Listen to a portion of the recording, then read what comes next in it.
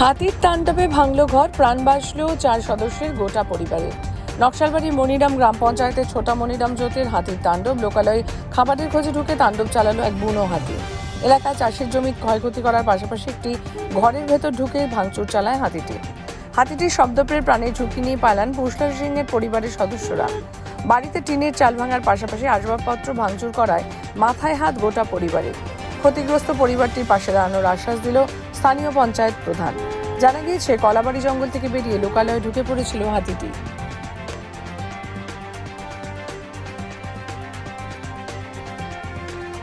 হাতি আসে ঘর ভাঙিয়ে দিয়েছে। দরজার দিকে আসলো, ফার্স্টে রুম ভাঙার আওয়াজ করলো। তারপরে আমরা বাচ্চাগুলোকে উঠায়, 2টা বাচ্চা আমি স্ত্রী নিয়ে তারপরে বেড়া ভাঙে ওই দরজা দিয়ে ঢুকলো। আমরা বেড়া ভাঙে বাইর হয়ে দৌড়ায় একটা নেপালি বাড়িতে দৌড়ায় গেছি আর কি। তারপরে ওই বাড়িতে একটু ছিলাম, ওখান থেকে দেখতেছি পুরো একদম ঘরগুলো ভাঙতেছে ধারণ করে।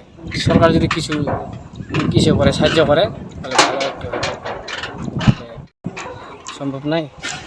দিন মজুরি কাটে কাজ করি, টাকা পয়সা অনেক সঙ্গে।